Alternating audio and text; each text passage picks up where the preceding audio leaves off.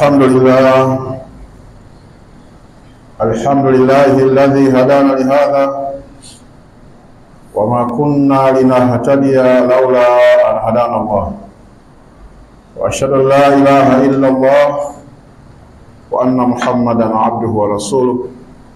اللهم صل على محمد وعلى آل محمد كما صليت على إبراهيم وعلى آل إبراهيم، وبارك على محمد وعلى آل محمد كما باركت على إبراهيم وعلى آل إبراهيم في العالمين إنك حميد مجيد. أوصيكم يا عباد الله ونفسي بتقوى الله. Ndugu zangu watukufu, na kuhusieni pamoja na kuihusia nafsi yangu katika kumcha Allah tabarakahu wa taala, kwani katika kumcha Allah ndio kwenye mafanikio halisi duniani na akhera. Tumwombe Mwenyezi Mungu atujalie tuwe miongoni mwa wacha Mungu. Ndugu zangu watukufu, katika hotuba yetu ya leo tutakumbushana kuhusiana na imani. Katika Uislamu,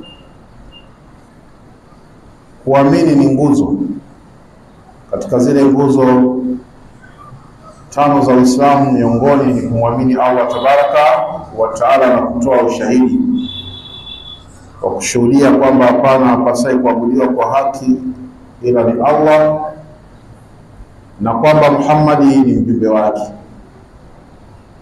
Lakini katika hilo pia kuna vipengele ambavyo ni kumwamini Allah tabaraka wa taala, kuamini mitume, kuamini vitabu, kuamini siku ya mwisho, siku ya kiyama, kuamini malaika wa Allah, kuamini kheri na shari au qadari, kwamba zote zinatokana na Allah tabaraka wa taala.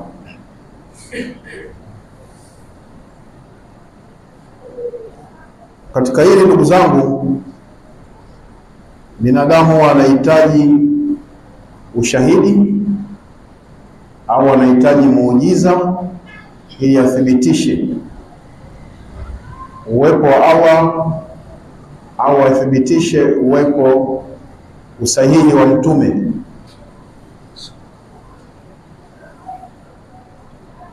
Huwa anahitaji saa nyingine miujiza, na miujiza ni jambo ambalo liko nje ya utaratibu. Sisi tumezoea kuona mvua inanyesha, tunaona ni utaratibu wa kawaida, utaratibu wa mazao. Mtu akilima anaona akipanda mbegu zinaota, tunajua huu sio muujiza, ni utaratibu wa kawaida.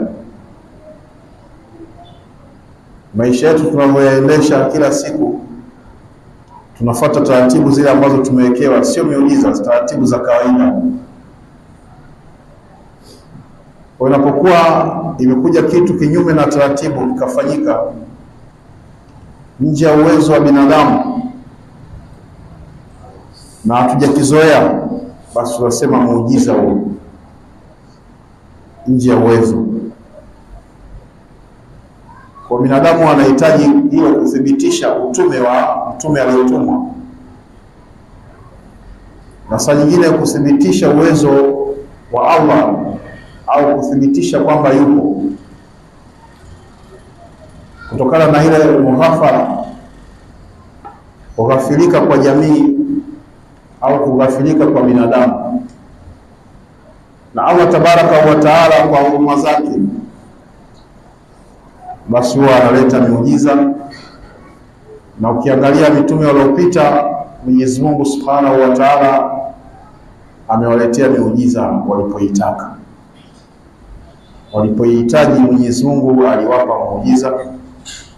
Na katika hili swala la imani, watu wengi waliopewa miujiza, baadhi yao ile miujiza haikuwasaidia kuamini.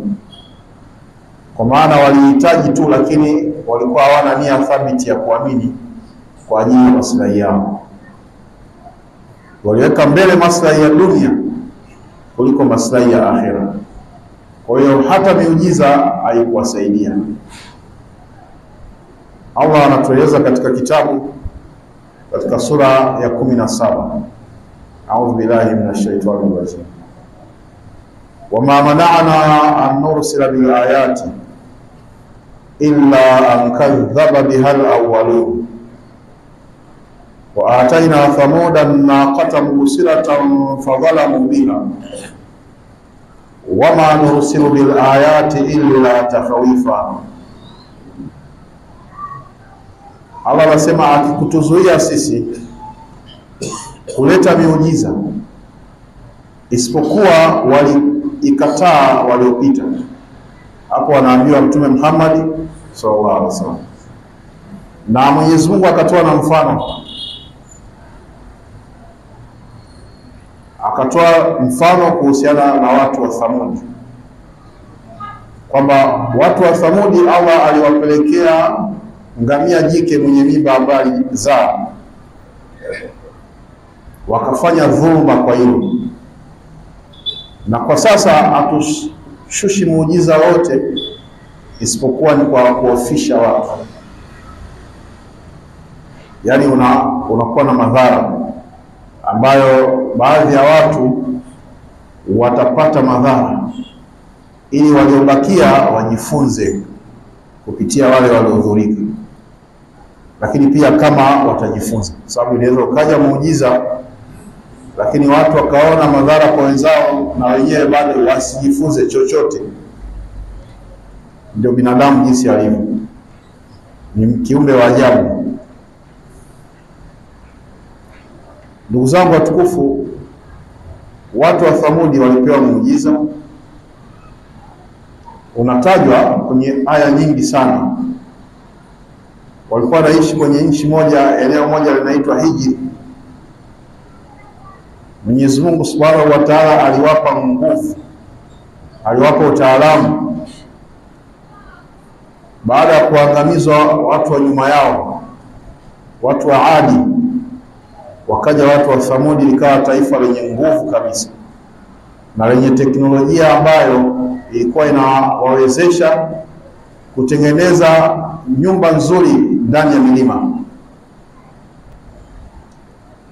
Wao walikuwa na uwezo wa kutengeneza nyumba ndani ya mlima. Walikuwa na uwezo wa kiteknolojia ya ujenzi, mainjinia hao. Kwa pamoja na uinjinia wao, walikuja kuangamizwa, na walivyoangamizwa Allah akasema alhamdulillahi rabbil alamin, sifa zote njema ni za Allah, Mola wa ulimwengu wote. Kwa nini? Walipewa muujiza na wakafanya dhulma, ambapo kimeletwa kisa hichi sana ili jamii mbalimbali duniani zitakazokuja baada ya Mtume Muhammad SAW, kuanzia pale kwa mtume na baadaye, wachukue masomo hapo na watafakari, waangalie mwisho wa Thamudi na wajiepushe na mwisho mbaya kama huu, ili watengeneze na wao mwisho mwema. Wajipime wako katika hali gani. Kama wako katika hali kama ile ya Thamudi, wabadilike kabla hawajafa, ili wawe katika hali bora itakayokuwa na maslahi na wao katika dunia na kesho akhera. Albiru la yabla wa dhambu la yusa wa dayanu la yamutu ya bin adam ya'mal ma shita kama tadimu tudani wastaghfirullah al-azim li wa lakum fastaghfiruhu innahu huwal ghafurur rahim wa huwal barrur rahim.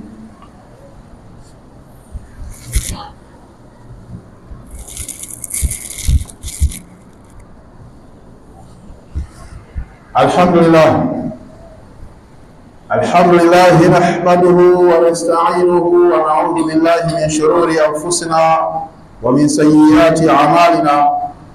Man yahdihillahu fala mudilla lahu ومن يضلل فلا هادي له وأشهد أن لا إله إلا الله وأن محمدا عبده ورسوله اللهم صل على محمد وعلى آل محمد كما صليت على إبراهيم وعلى آل إبراهيم وبارك على محمد وعلى آل محمد كما باركت على إبراهيم وعلى آل إبراهيم في العالمين إنك حميد مجيد.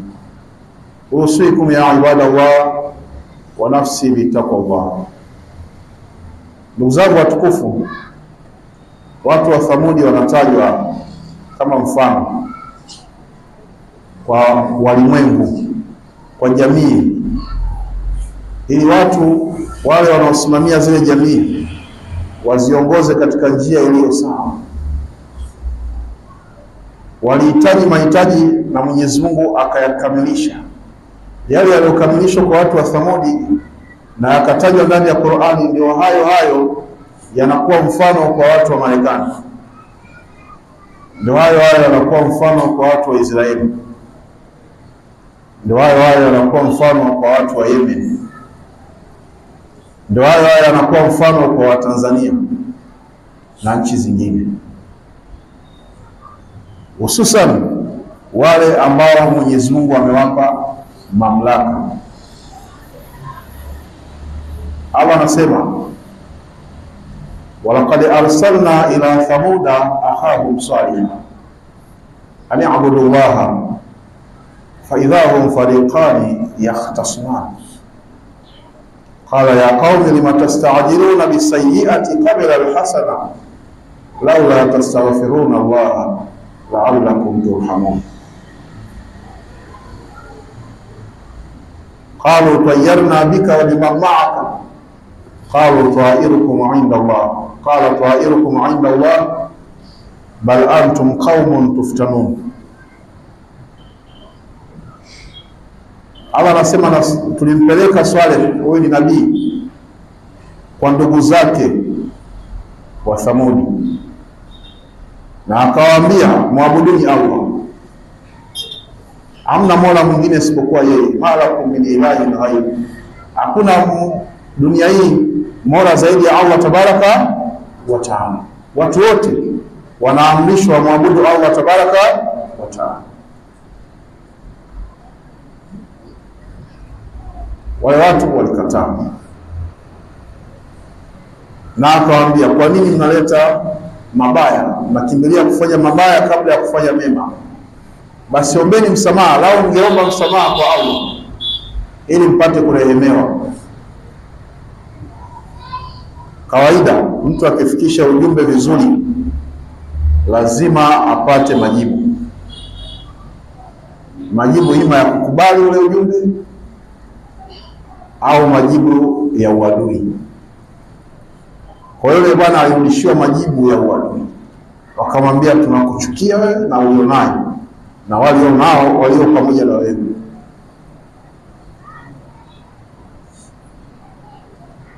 Na akamwambia chuki zenu ni kwa Allah, ila nyinyi ni watu ambao umepewa mtihani.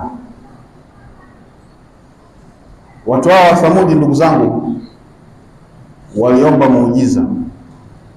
Walimwambia Saleh, tunataka katika mlima ule atoke ngamia jike, tena awe na mimba.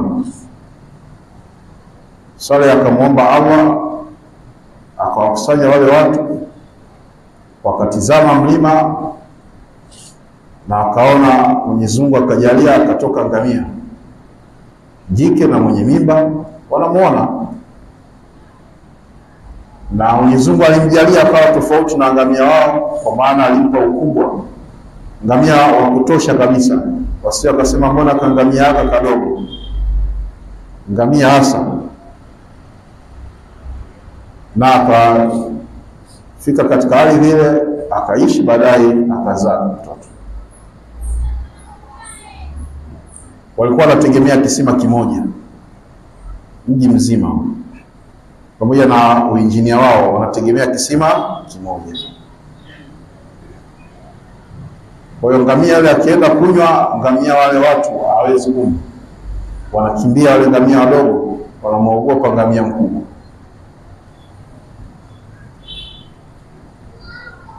Kwa hiyo Allah akamwambia Saleh, waambie watu wako watapishana, sababu wamemtaka ngamia wenyewe, si ndio? Kwa hiyo watapishana, leo wanachota wao na kutumia maji na kuwapa ngamia wao. Kesho ni zamu ya ngamia huyu wa muujiza, na asogee mtu pale. Kwa hiyo akawaambia wale watu, jamaa, Mungu kasema leo nyie, kesho ngamia. Kwa hiyo ikawa zamu sasa. Kwa hiyo ulizoea kila siku kuchezea maji, lakini sasa hivi zamu, leo kesho unafunga, hakuna kusogelea maji. Kwa maisha yakawa hivyo, sijua mmetaka. Lakini wale walichotakiwa kufanya baada ya kuona ule ngamia ametoka kama walivyotaka, walitakiwa wasilimu, washuhudie kwamba hapana mola ila Allah, na Saleh ni mtume wa Allah tabaraka wa taala, kwa sababu muujiza waliotaka wameupata kama ulivyo. Lakini wamekaa wanashangaa tu, ngamia anaishi, ngamia anakunywa maji mpaka wanapeana zamu, bado hawajaamini. Walivyoona kero, wakaamua kumuua, kwa maana mambo ya zamu sasa wameshachoka, wanataka wamuue. Wakamuua kweli. Ngamia muujiza unamuaje hata kama ni wewe? Hiyo yote kuonyesha jinsi binadamu alivyo. Lakini ndugu zangu watukufu, walimuua yule ngamia. Allah tabaraka wa taala akamtuma Jibril alayhi salam, akamwambia Saleh, wape siku ngapi? Wamepewa siku 3. Siku ya 3 ikifika wanaangamizwa. Akapewa na taarifa, baada ya siku ya 3 mtaangamizwa. Kwa hiyo ishini vizuri kwa siku ngapi? 3. Jamaa hawajakaa hata kikao, walitakiwa akae kikao. Tumepewa siku 3, tuombe basi watuongezee hata wiki, tujitafakari. Hawajakaa. Kazi yao, ngamia kishaanguka, kila mmoja amevimbiwa nyama ya ngamia, hawana habari ya kufikiria. Walitakiwa wajadili, bwana, tumepewa siku 3, tunafanyaje? Kama kweli ngamia alitoka kwenye mlima, mmeona mjaona? Tumeona. Sasa tumepewa siku 3, tutaangamizwa. Walitakiwa wajadili, lakini watu wengi duniani hawajadili hizi habari. Mpaka leo hii watu hawajadili, lakini watu walitakiwa wajadili hatima zao, hatima yao. Wale wametulia, tuna siku zao. Siku ya 3 Jibril alikuja, walizalia labda itakuja mvua kama Nuhu au itakuja upepo kama Hudi. Ilikuja tu Jibril akapiga kelele moja hadi sekunde, wakafutika wote, kwa sababu wanapigwa namna hiyo kwa sekunde tu, sababu ni ukelele mmoja, sayhatan wahida, ukelele mmoja tu chini yote, kwa sababu walishapewa siku 3 zinatosha. Kwa hiyo mazingira ya miujiza haya, ndugu zangu, wenzetu walishapewa, hawakuamini. Na ndio maana Allah leo aleti hiyo miujiza. Ila akileta ni kama ule tuliona uliotokea kule kwenye bahari,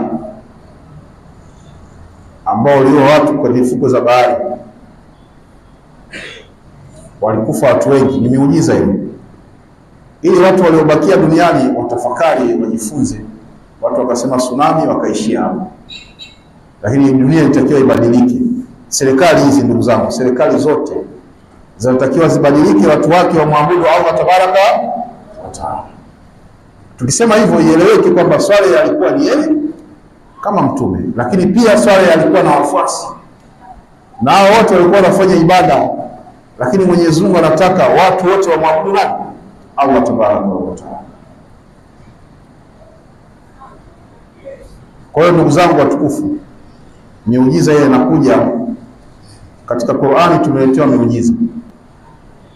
miujiza ambayo inamsababishia binadamu aishi nayo kila siku. Allah anasema hii mvua unaiona inanyesha ni muujiza. Ukikaa ukiona mvua inanyesha, jua huo ni muujiza. Ukiona jua hili linawaka, muujiza huo. Ukiona upepo hivi unapuliza, muujiza. Ukiona unakula chakula, kama umeambiwa falyanzuru al-insanu ila ta'ami au subha, aangalie mwanadamu katika chakula chake kuna muujiza. Kwa maana hizi chakula ambayo unakula kimepatikanaje, ni muujiza huo. Kwa muujiza hii sasa Allah ameibadilisha, ameitoa kwenye ile ambayo watu walikuwa wanafikiria, ameileta karibu. Kwa maana mtu ajiangalie yeye mwenyewe ni muujiza. Kwa hiyo hana sababu ya kutafuta miujiza mingine, anatakiwa muabudu Allah tabaraka wa taala. Inna Allaha wa malaikatahu yusalluna 'alan nabi ya ayyuhalladhina amanu sallu 'alayhi wa sallimu taslima. Allahumma salli ala Muhammad wa ala ali Muhammad kama sallaita ala Ibrahim wa ala ali Ibrahim wa barik ala Muhammad wa ala ali Muhammad kama barakta ala Ibrahim wa ala ali Ibrahim fil alamin innaka Hamidum Majid.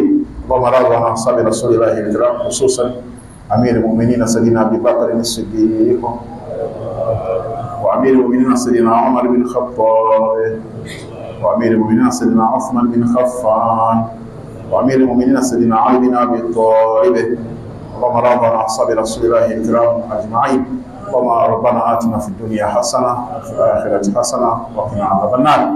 اللهم إنا نسألك العافية والسلامة في الدنيا والآخرة. اللهم فاشف فيه مرضانا ومرضاة المسلمين إنك أنت أرحم الراحمين. إنك أنت الشافي لا شفاء إلا شفاؤك شفاء لا يغادر سقما برحمتك يا أرحم الراحمين. اللهم ربنا فانصر إخواننا في فلسطين وانصرهم في غزة يا أرحم الراحمين وأنزل سكينتك عليهم يا عزيز يا وهاب. اللهم ربنا آتنا ما وعدتنا على رسلك ولا تخزنا يوم القيامة إنك لا تخلف الميعاد. عباد الله إن الله يأمركم بالعدل والإحسان وإيتاء ذي القربى وينهى عن الفحشاء والمنكر والبغي يعظكم لعلكم تذكرون. فاذكروا الله يذكركم واشكروه على نعمه يزدكم ولذكر الله أكبر والله يعلم ما تصنعون. وأقيموا الصلاة.